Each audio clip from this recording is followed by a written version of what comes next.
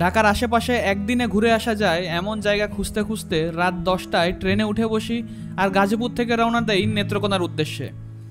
Train ঠাকুরকোনায় নামায় দেয় ভোর 4টার দিকে। চারিদিকে তখনও ঘুটঘুটে অন্ধকার। তো আস্তে আস্তে সূর্যের আলো চারিদিকে ফুটতে থাকে আর নেত্রকোনা আমাদের স্বাগত জানায় বৃষ্টি দিয়ে।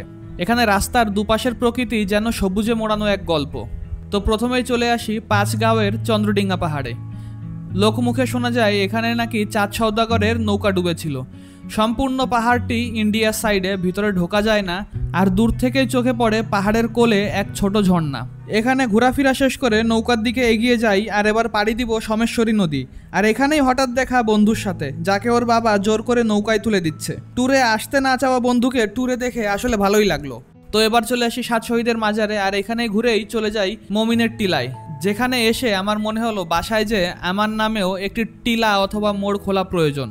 আর এখানেই কিছুক্ষণ সময় কাটিয়ে বের হয়ে পড়ি। পুরোটা দিন জুড়ে বৃষ্টির হাতছানি ছিল আর এই বৃষ্টির ভেতরে চলে যাই নেত্রকোনার সবচেয়ে সুন্দর জায়গা বিরিশিরিতে, যেখানে কিনা বাংলাদেশের সবচেয়ে বড় চীনামাটির পাহাড় অবস্থিত। আর এই চীনামাটি দিয়েই কিন্তু সিরামিক টাইলস এসব তৈরি হয়ে থাকে।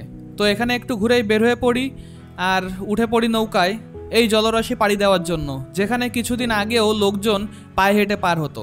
ঘোরাফেরা শেষ করে একটি লোকাল বাসে করে রওনা হই ময়মনসিংহের উদ্দেশ্যে, কারণ এখানে কোনো স্টেশন নেই। আর ময়মনসিংহে পৌঁছে ট্রেনে করে ব্যাক টু দ্য প্যাভিলিয়ন। আমার ভিডিও শেষ হলেও আপনাদের কাজ কিন্তু এখনও শেষ হয়নি। ফলো বাটনে লাঠির বাড়ি দিয়ে আমার পাশে থাকতে কিন্তু ভুলবেন না। দেখা হচ্ছে নতুন কোনো ভিডিওতে।